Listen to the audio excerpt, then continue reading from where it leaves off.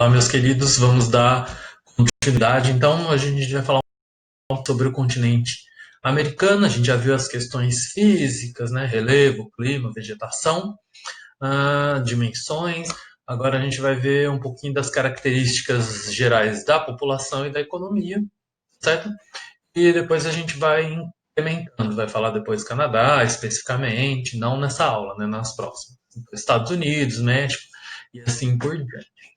Então vamos lá continuar os nossos estudos sobre o continente americano. Então, iniciando pela população, né, nós temos então os povos nativos, né, como os primeiros considerados primeiros habitantes aqui do que a gente chama hoje de continente americano. Também pode ser denominado, né, vocês podem encontrar aí a expressão povos pré-colombianos, ou seja, povos que estavam aqui antes, não é, da chegada de Colombo, em 1492, mais ou menos. Também são conhecidos como ameríndios, ou seja, os indígenas que habitavam aqui o continente americano, que são ameríndios, certo? Segundo as teorias, os povos e estudos, né? Os povos que habitavam o continente americano, essa grande diversidade de povos, eles chegaram na América através do deslocamento passando pelo Estreito de Bering, isso aproximadamente há 15 mil anos atrás, tá certo? E aí foram se deslocando, povoando a região onde chamamos hoje de América do Norte e foi descendo, passando pela América Central até chegar aqui na América do Sul, certo? É claro que não foi tudo isso de uma vez, foi, digamos assim, escalonar. Aos poucos foi acontecendo esse processo de povoamento e de dispersão da população. E isso foi dando origem a diferentes povos. Nós temos aqui o destaque no mapa de três povos que costumam ser cobrados muito em história geral, conhecimentos gerais: astecas, maias e incas, né? Os astecas aqui no México, né? Nessa região do México, os maias aqui entre o sul do México, o norte da América Central, e os incas aqui na região da América do Sul, na Cordilheira dos Andes, ok? Não eram as únicas nações indígenas que ocorriam, mas eram grandes impérios devido à sua característica de organização, das estruturas das cidades deles muito bem elaboradas, muito avançadas, separada ao padrão europeu daquela época, da Idade Média, final da Idade Média. Então, tinha um sistema assim, muito organizado, tanto de calendário, de controle da economia, tá certo? De agricultura, de irrigação dessa agricultura, enfim. Era um sistema bem complexo e bem avançado para aquele momento da história, tá certo? Além desses povos em destaque, eu coloquei aqui três povos que se encontravam no território hoje onde a gente chama o Brasil, né? Evidentemente, porque naquela época não era a denominação, mas eu coloquei só três, tem muitos outros. Aliás, eu listei alguns aqui, mas existem centenas de outros povos, tá certo? Eu coloquei aqui, né, representando o Brasil, digamos assim, os Tapajós, Guarani, são diferentes tribos indígenas, né, povos indígenas. Você tem nos Estados Unidos, nessa região onde a gente chama hoje de Estados Unidos, os povos navarros, os apalaches, os cherokee, daí que vem a origem do nome, né, quem associou com o carro, né, desse grupo aqui, cherokee. Os Inuits fica mais ao norte do continente americano, certo? Ou seja, naquela região mais fria do Canadá, você vai encontrar foi chamado pelos colonizadores e algumas pessoas usam a expressão até hoje, embora eles não gostem muito, porque soa como um certo tom pejorativo, que seria os esquimós, tá certo? Esquimó seria a tradução de comedores de carne crua. Então eles não gostam muito dessa denominação, óbvio, né? Preciso dizer que veio dos europeus. Então, os povos inuits. Existem outros povos também. Tudo bem? Então, eu listei alguns, todos que a gente costuma ouvir mais, né? Mas existem outros povos. Só no Brasil existem dezenas, né? E existiam muito mais. Tupinambás, não é? a tribo Yanomami, enfim. Até recentemente, nos últimos anos, foi identificada uma nova tribo isolada no meio da floresta amazônica. Então tem muito mais coisa ainda. Estima-se, né, as estimativas, né? Sempre que a gente fala de população, é estimativas, porque nasce e morre muito, imagina no passado, quando não se contava. Mas estima-se que no continente americano como um todo existia algo em torno de 80 milhões de pessoas já habitando o continente quando os europeus chegaram, então um grande volume de pessoas para aquela época, tá certo? Só no primeiro 100 anos, né, da chegada dos europeus aqui no continente, chegada é até bonitinho dizer, né, da invasão mesmo, mas algo em torno de 70 milhões, né, de indígenas foram exterminados por guerra, massacre mesmo, ou doenças trazidas pelos europeus, processos de tentativa de escravização, guerras, né, conflitos entre eles, acabou desaparecendo em grande parte e ainda hoje as tribos são perseguidas, principalmente no continente americano, na América Latina, em especial no Brasil, disputas, os grandes fazendeiros querendo, né, essa elite rural querendo cada vez mais terras. É só você ver que ultimamente tem ocorrido um afrouxamento das leis, das punições, muitos responsáveis como do INCRA, do IBAMA, do INPE, por monitorar, né, desmatamento, invasões de terras indígenas, né, entre outros órgãos do governo, eles têm sido demitidos toda vez que eles fazem uma denúncia. Era difícil atuar antes, agora, então, piorando a situação e aumentou muito o número de mortes desses grupos indígenas por conta das terras, desses fazendeiros que querem mais terras ainda, como se não tivesse o suficiente, não é mesmo? Também existe a estimativa de que mais ou menos 3 mil línguas desapareceram para sempre. Como os povos indígenas, eles, em sua maioria, não todos, mas em sua maioria, eles apresentavam a tradição oral, ou seja, passava todo o seu conhecimento dos mais velhos para os mais novos, né? Eram através de histórias, desses ensinamentos, contando as crenças, ensinando as tradições sobre a guerra, sobre a construção das habitações, das armas, das ferramentas, enfim.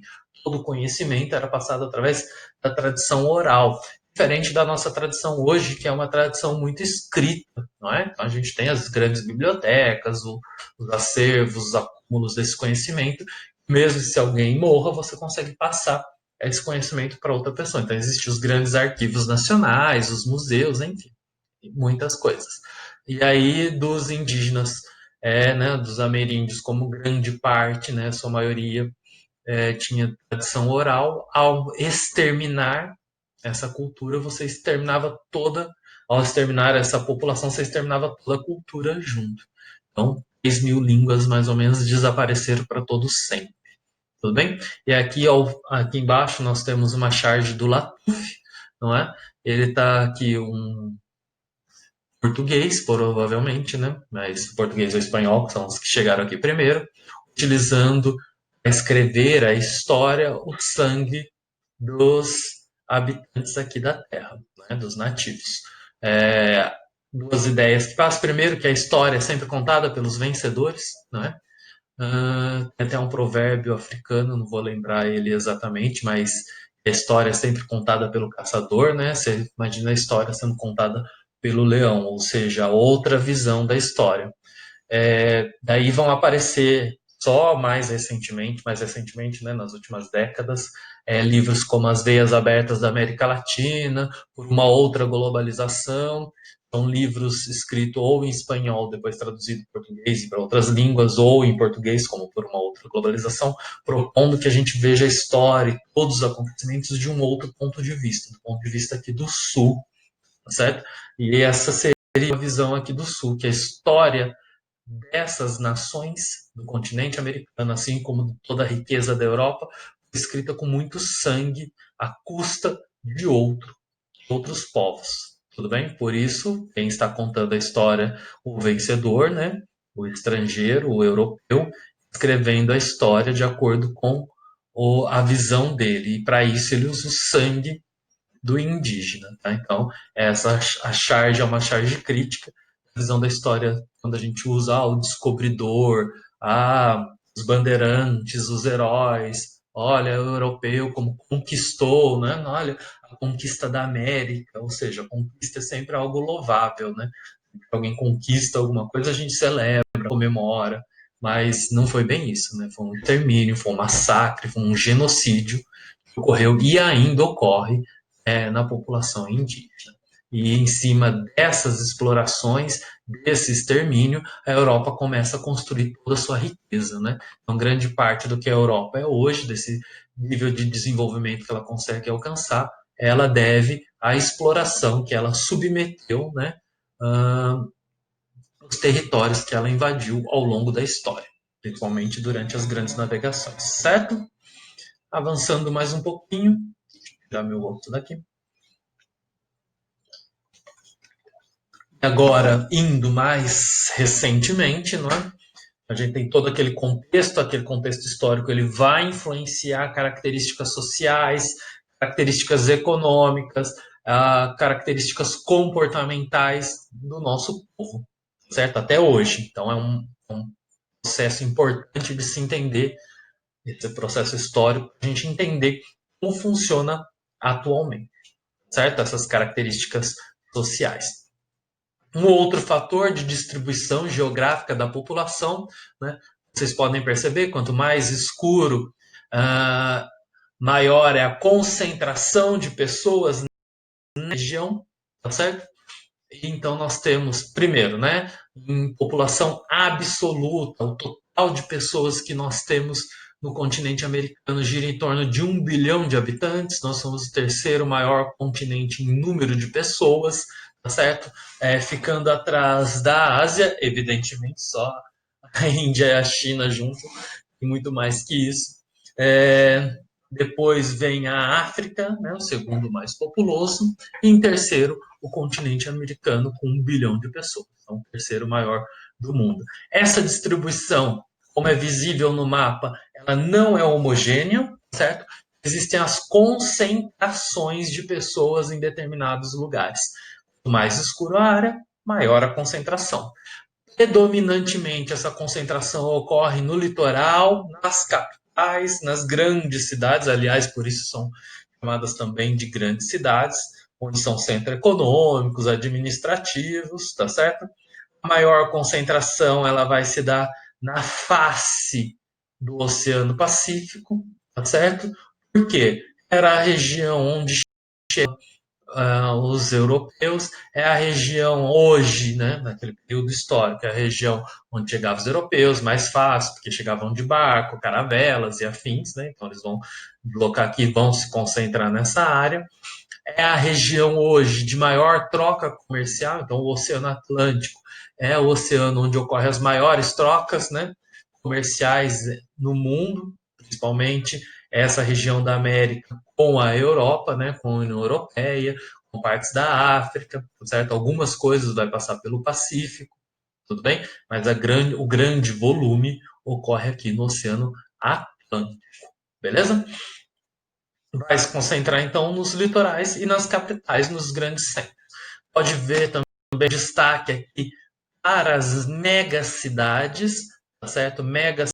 Cidades que possuem mais de 10 milhões de habitantes.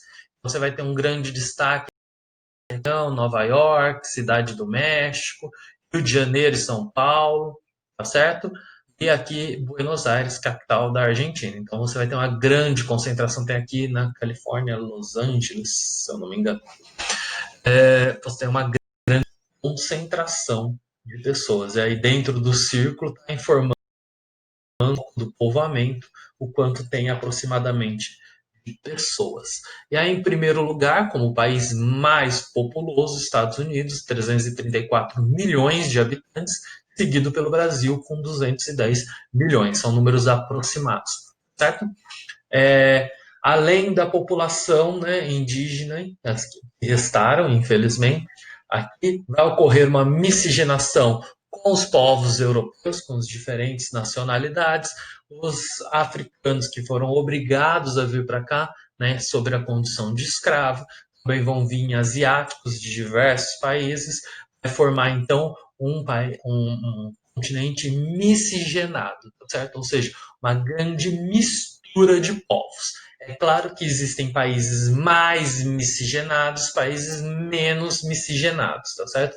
País de grande miscigenação, você vai ter o Brasil, né? Se não for o maior, tá? Entre os maiores países de maior miscigenação, se não for o maior, tá entre os maiores, né, na questão da miscigenação. Aí você tem um país como o Canadá, que é pouco miscigenado, certo? Então você tem essas variações dentro do território americano, do continente americano. Quando eu falar América, eu estou falando de tudo e não só dos Estados Unidos, tá bom? Tudo bem? Embora eles acham que eles são os americanos, tanto eles se referem a eles como os americanos, né? E a gente compra essa ideia e a gente reproduz, né? Ao reproduzir os americanos, e você entende que você está falando dos Estados Unidos, quer dizer que você foi colonizado também, culturalmente, certo? Né?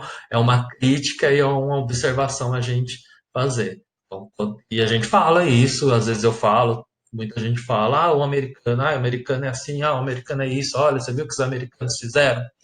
A gente é uma colonização, anos e anos foram impostas, foram ditas através de filmes, através de músicas, e aí a gente acabou assimilando, aceitando essa colonização. Então a gente precisa fazer um processo de descolonização, né? Inverter este processo, tá certo? Então a gente tem que tomar consciência. Quando eu falar dos Estados Unidos, eu estou falando dos estadunidenses. Okay? Quando eu falar dos norte-americanos, eu estou falando do mexicano, dos estadunidenses e do canadenses, ok? Quando eu estou falando da América anglo-saxônica, estadunidenses e canadenses, ok? Quando eu falar americano, eu estou falando então do continente todo, beleza? Já falei que a distribuição é desigual, as concentrações são nas cidades, em especial nas capitais, nos grandes centros econômicos, financeiros, áreas mais industrializadas, vai ocorrer uma maior concentração de pessoas, visto que é um grande número de pessoas vivendo em cidades, não é? No continente americano.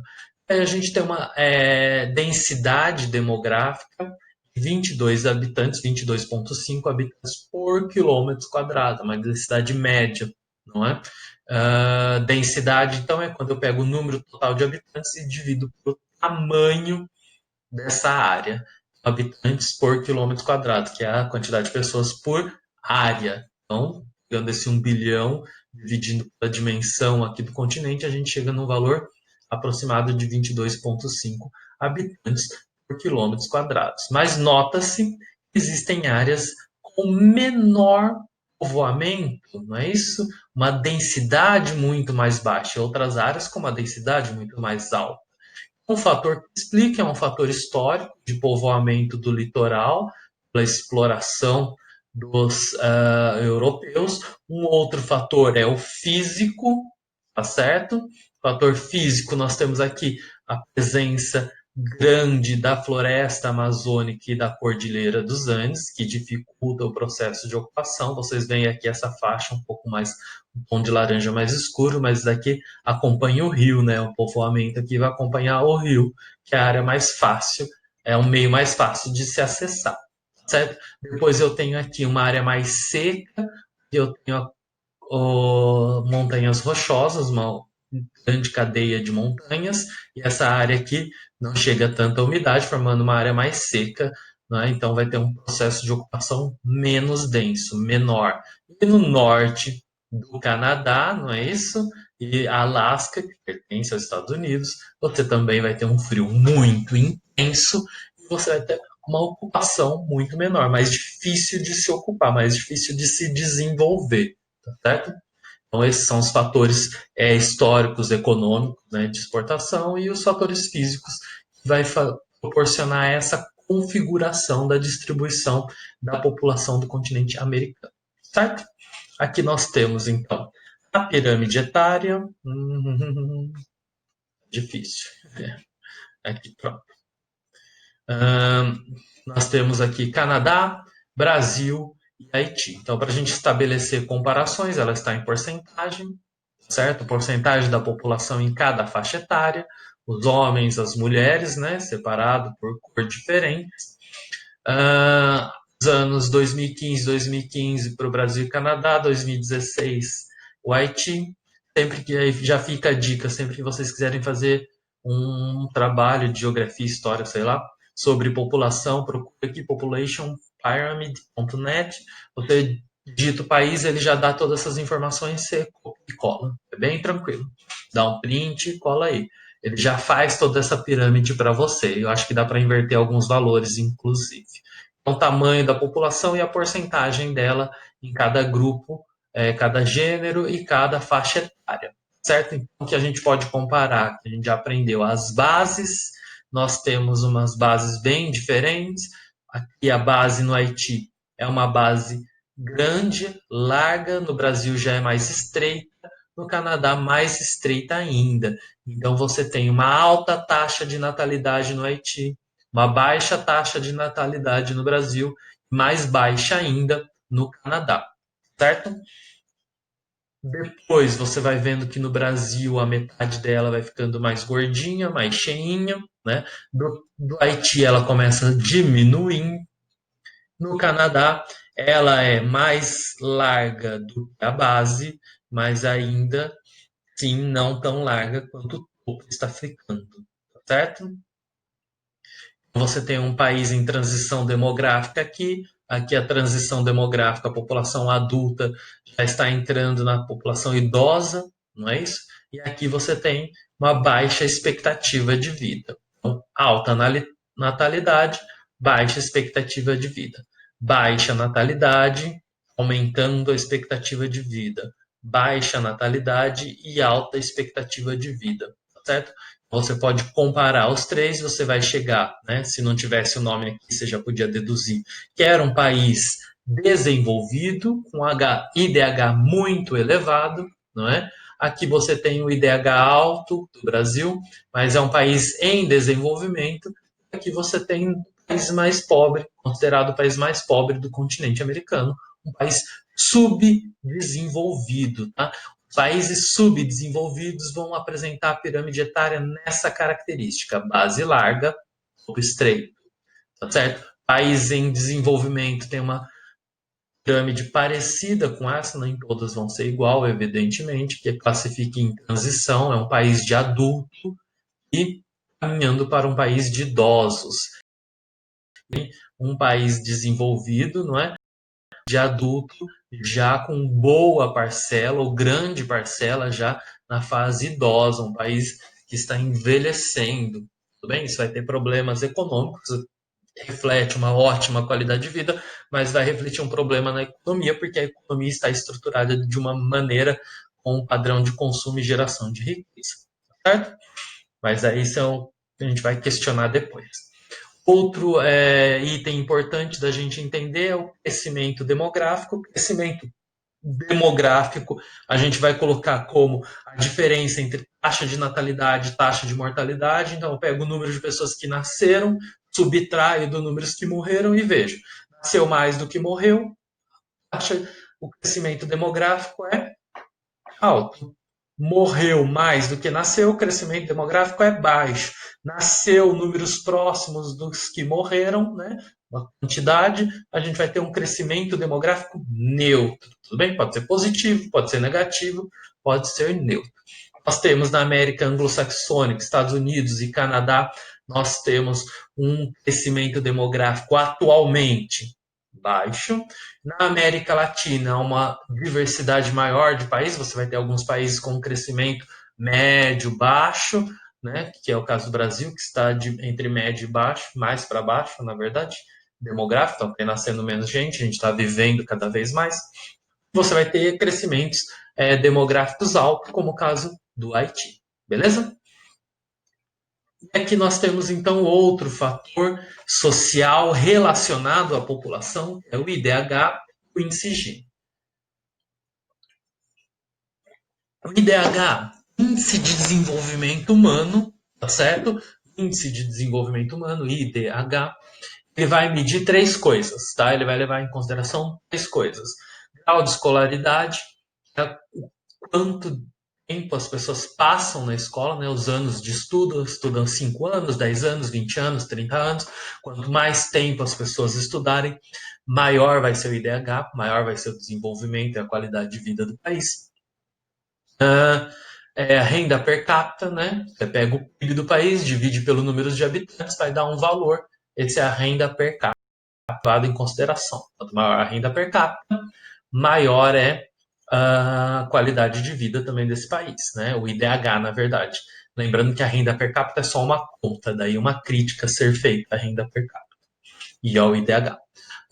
Outro fator é a expectativa de vida, a esperança de vida, o quanto tempo espera-se que as pessoas vivam naquele país. Quanto maior a esperança de vida, evidentemente, maior vai ser a qualidade de vida daquele país. Vai ter uma condição médico-hospitalar, uma condição alimentar, acesso a essa alimentação, a tratamentos, a consultas médicas, as prevenções, campanhas, né, um desenvolvimento maior na área da saúde, da educação e afins. Beleza? Então, esse vai refletir no IDH, eles vão fazer uns bilhões de conta lá, que para nós agora não importa tanto, tem alguém que faça, tá ótimo. Eles vão chegar num valor, num índice que vai de 0 até 1. Tá? Sendo 0 o pior resultado, IDH 0 é o pior resultado, e o IDH 1 é o melhor resultado. Tudo bem? Não existe país no 1 e nem no 0. Tá? No 1, país à perfeição, não é? O paraíso na Terra. O 0 seria o totalmente oposto, né? Impossível de se viver num país assim, com expectativa de vida 0. Morreu, nasceu, morreu, né? Não tem como. 0 e 1, tá certo? Existem números próximos a 1 e números próximos a 0, onde a condição de vida são muito ruins quando é próximo de 0 e muito boas quando são próximas de 1. Aí vai ter muito alto ou muito elevado, vai mudar um pouco a nomenclatura, mas a ideia é a mesma, né? Muito elevado ou muito alto, alto ou elevado, médio, baixo, muito baixo, tá certo? Também vai aparecer essas nomenclaturas. Então vocês vão ver que na americana há uma grande diversidade. Nós vamos ter o Canadá, Estados Unidos como grande destaque para IDH muito alto, mas também o Chile e a Argentina, certo? Esse IDH, ele é os dados de 2014, mas esse mapa ele foi produzido em 2015, tá certo? Aqui embaixo parece 2020, porque foi quando eu acessei o site para montar essa aula, eu fui atrás dessas informações. Então ele mostra quando foi gerado, mas os dados são entre 2014 e 2015, certo? Então o Brasil ele está no nível alto, graças ao aumento da expectativa de vida. Porém, olhando esse outro índice aqui, a gente enfrenta uma grande desigualdade social. Então, a nossa renda per capita não reflete a realidade, certo? E aí você tem outros países, ó, salva aqui vai ser Canadá e Guiana Francesa, mas Guiana Francesa não conta porque é colônia da França, né? Então, deixa para lá. E aí entra valores da França e tudo mais. Você vai ter aqui o Canadá como grande destaque, onde a desigualdade social é menor. E aí, para saber a questão da desigualdade social, a gente vai usar o índice Gini, certo? O índice Gini, criado por um estatístico italiano, não lembro o primeiro nome dele, mas o sobrenome é Gini, por isso o índice chama índice Gini. Também vai ser de 0 a 1, ou pode ser de 0 a 100 também, mas é o mesmo cálculo. Ele vai pegar o 20% da população mais rica, os 20% da população mais pobre, e vai comparar. Se essa distância dos 20% mais rico e dos 20% mais pobre foi muito grande, é um país com grande desigualdade social. Se essa diferença for mais próxima, é um país com pouca diferença, com desigualdade social. Tá? E aí ele é o contrário do IDH. O IDH, lembrando, 1 é bom, 0 é ruim. Já no índice Gini, 1 é ruim, 0 é bom. Tá certo? Por que isso? O 1 no índice Gini simboliza como se uma única pessoa daquele país tivesse todos os recursos, todo o dinheiro fosse de uma única pessoa. certo? E o zero seria como se todas as pessoas naquele país tivessem acesso à mesma quantidade de recursos. Tá bom? Eu dividi o número é, maior com o menor, e der zero, quer dizer que ali eles estão na igualdade. Claro que eles fazem muito mais conta que isso, mas é só para simbolizar. Tá bom? Então você vai ter o Brasil entre os países mais desiguais, não é? A riqueza, pela sua dimensão, poderia ser totalmente o contrário, mas não é. Está entre os países mais desiguais, principalmente se você considerar os países em desenvolvimento, né? Do continente americano, ele vai ter os piores índices, tudo bem? Você vai ter o Uruguai e a Argentina como os melhores índices aqui da América do Sul. Na América do Norte, o destaque é para os países, para o Canadá. Na América Central, um dos destaques aqui, ó, aqui é o Haiti, que eu falei para vocês, é tudo vermelho, não sei se vai dar para ver. Estados Unidos, né? Eles, dentre os países desenvolvidos, dentre os países ricos, das potências econômicas mundiais, ele é considerado o mais desigual ou um dos mais desiguais que existem, tá certo? Mas aí para vocês compararem a heterogeneidade desses países do continente americano. Beleza? A gente vai falar depois dos processos históricos, socioeconômicos, que vai marcar essas sociedades tão desigual, tão heterogêneas.